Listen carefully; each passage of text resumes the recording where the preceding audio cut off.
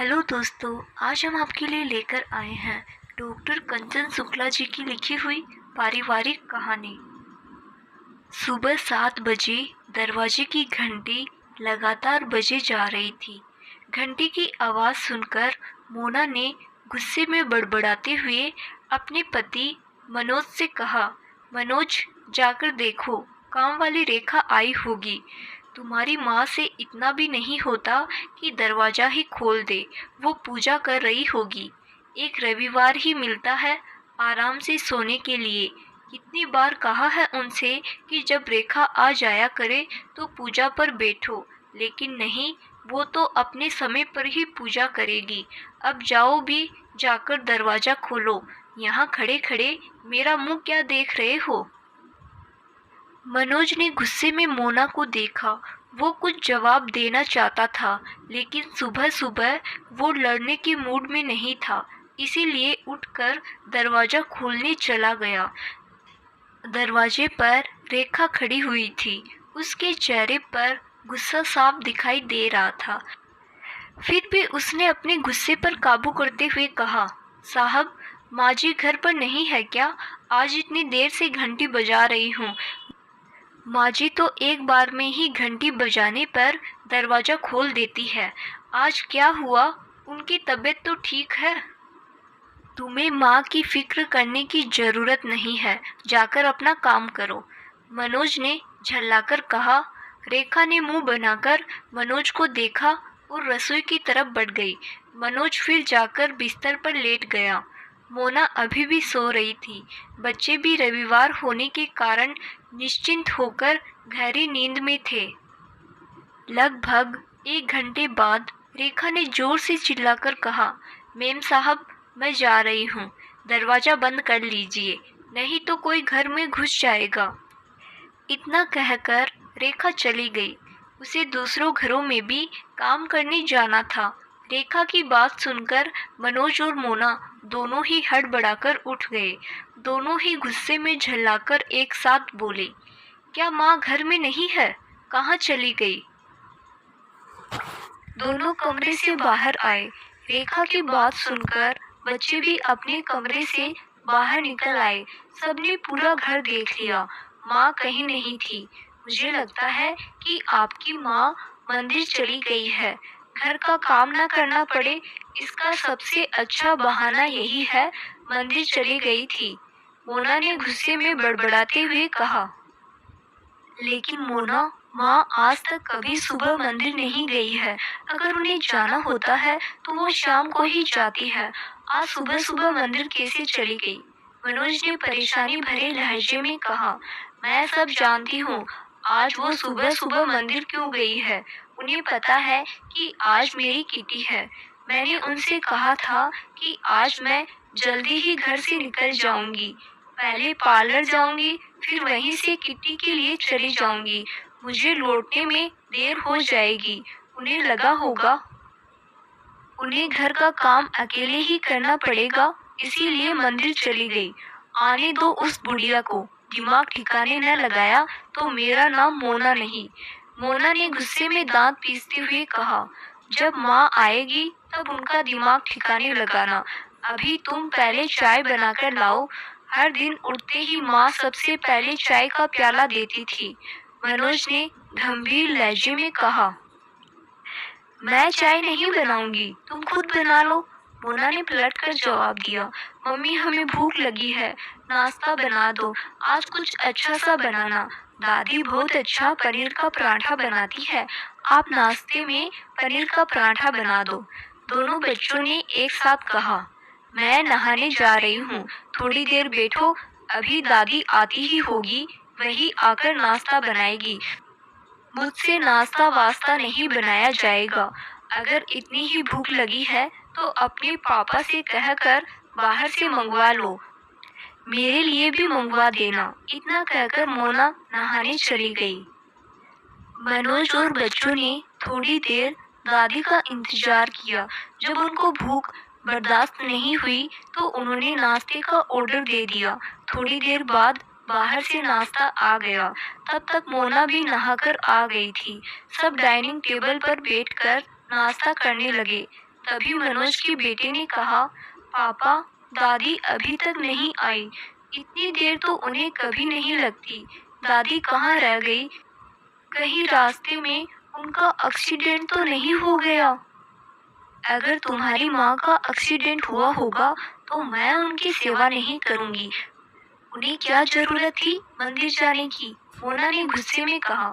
मोना, तुम चुप रहोगी? मनोज ने झल्लाकर कहा। 1 घंटा और बीत गया। अभी तक मनोज की माँ सावित्री जी मंदिर से नहीं आई थी। सब परेशान हो गए।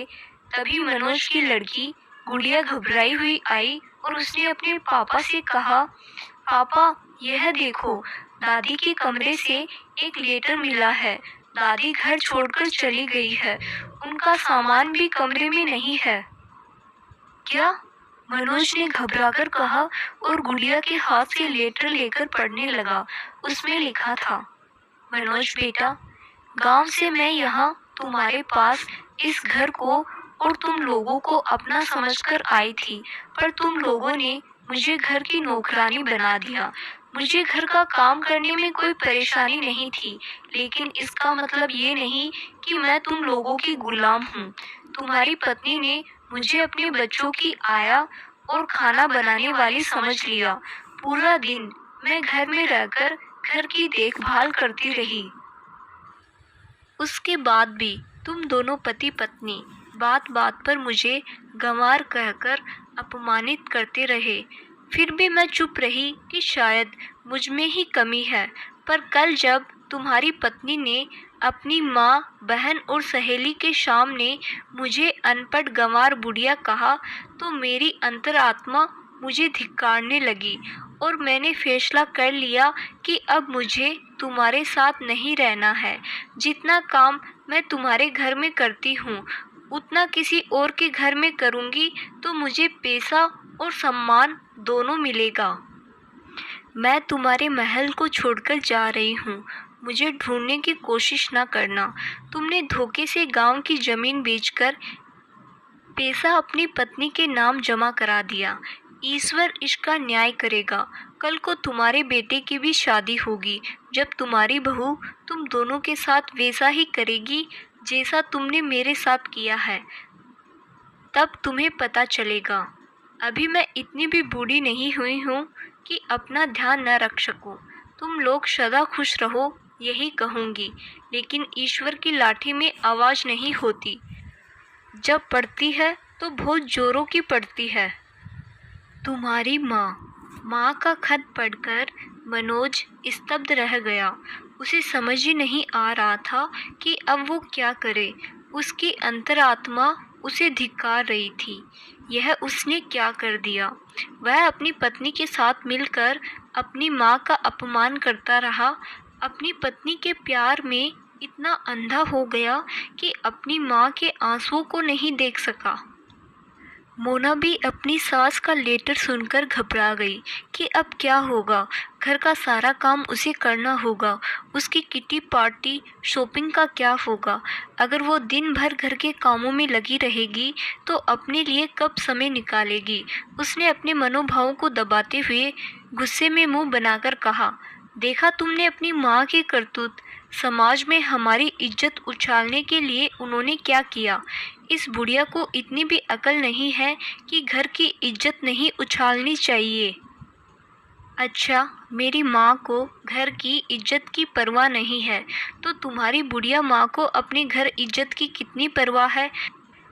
दामाद के पैसे पर अपने शौक पूरा करती है और दामाद की माँ का अपमान करती है।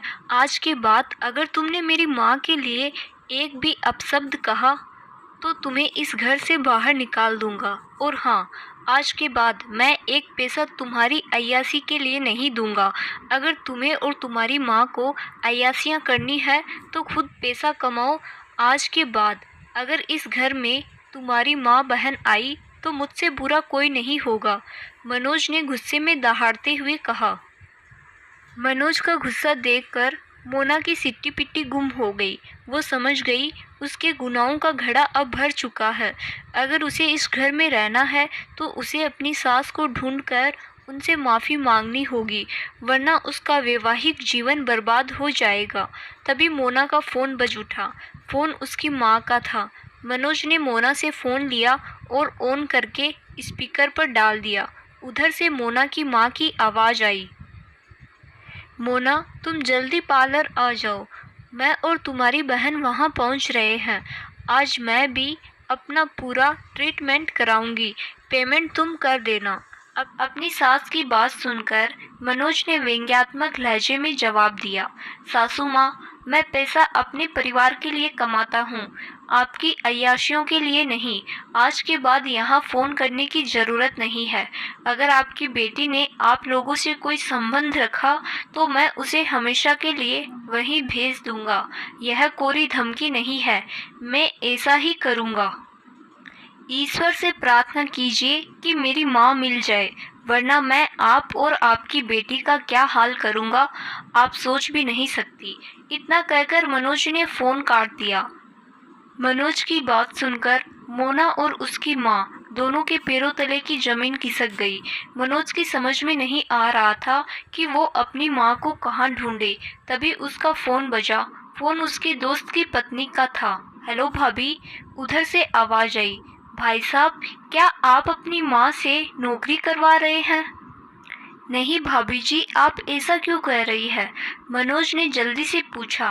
भाई साहब, आज ऑफिस में मीटिंग है, इसीलिए मैं वर्मा आंटी के क्रेच में बच्चों को छोड़ने गई तो वहाँ मैंने चाची जी को देखा। जब मैंने वर्मा आंटी से पूछा कि चाची जी यहाँ क्या कर रही है, तो उन्होंने बताया अब वो यहीं काम करेगी। यह सुनकर मैं हैरान रह गई। आप इतना अच्छा कमाते हैं तो आपकी माँ को नौकरी करने की क्या ज़रूरत पड़ गई? क्या मोना चाची जी के साथ अच्छा व्यवहार नहीं करती? कैसा ज़माना आ गया है। जिसके माता पिता है वो लोग उनको अपने साथ रखना नहीं चाहते, और जिनके पास नहीं है वो माता पिता के साथ के लिए तरसते हैं। मैं तो सोचती हूँ अगर मेरी सास होती तो मुझे बच्चों को क्रेच में नहीं छोड़ना पड़ता। मैं फ़ोन रखती हूँ। मुझे चाची जी को वहाँ देखकर बुरा लगा, इसीलिए मैंने कह दिया, वरना आपका घरेलू मामला है, आप जाने। इतना कहकर उन्होंने फ़ोन काट दिया। अपने दोस्त की पत्नी की बात सुनकर मनोज के चेहरे पर मुस्कान फैल गई, क्योंकि उसे अपनी माँ का पता चल चुका था। मनोज ने बच्चों से कहा, बच्चों मेरे साथ चलो, दादी का पता चल गया है। पापा, दादी कहाँ है? दोनों बच्चों ने खुश होकर एक साथ पूछा। वर्मा आंटी की क्रेच में, मनोज ने गंभीर लहजे में जवाब दिया। मनोज बच्चों को लेकर जाने लगा। तभी मोना ने कहा, मनोज, मैं भी तुम्हारे साथ चलूंगी, मुझे भी माँ जी से माफ़ी मांगनी है। मनोज ने कोई जवाब नहीं दिया। वो बच्चों को साथ लेकर घर से बाहर निकल गया। मोना भी उसके पीछे पीछे चल पड़ी। कॉलोनी की शुरुआत में ही वर्मा आंटी का घर था। थोड़ी देर में ही मनोज वहां पहुंच गया। मनोज को अपने सामने देखकर भी सावित्री जी ने अनदेखा कर दिया। मनोज ने आगे बढ़कर विनती करते हुए कहा, माँ, मुझे माफ़ कर दीजिए और घर वापस चलिए। नहीं मनोज, अब मैं उस घर में वापस नहीं जाऊंगी जहाँ दिन रात मुझे अपमानित किया जाता है, मेरे स्वाभिमान को ठेस पहुंचाई जाती है। मैं उस घर में हरगिज नहीं जाऊंगी। तुमने मुझे समझ क्या रखा है? तुम और तुम्हारी पत्नी मेरा अपमान करते रहोगे। तुम्हारी पत्नी मुझे अपशब्द कहेगी, तुम्हारी सास मुझे गंवार कहेगी, उसके बाद तुम आकर मुझसे माफ़ी मांग लोगे और मैं तुम्हें माफ़ कर दूंगी। तुमने कैसे सोच लिया? मेरा भी स्वाभिमान है। मैं कम पढ़ी लिखी हूँ, लेकिन मैं तुम्हारी पढ़ी लिखी पत्नी की तरह किसी का अपमान नहीं करती। अब तुम यहाँ से जाओ, मैं तुम्हारे साथ नहीं चलूँगी। यहीं वर्मा भाभी जी के साथ क्रेच में काम करूँगी और स्वाभिमान से सर उठाकर रहूँगी। अब मुझे तुम्हारे उस महल में रहकर अपमानित होने का शौक नहीं है। सावित्री जी ने कठोर शब्दों में कहा। माँ जी, मुझे माफ़ कर दीजिए, अब मैं आपका अपमान नहीं करूँगी, घर चलिए। मोना ने विनती करते हुए कहा। नहीं बहू, अब यह नाटक करने की ज़रूरत नहीं है। अब मैं तुम्हारे घर में नौकरानी का काम नहीं करूँगी।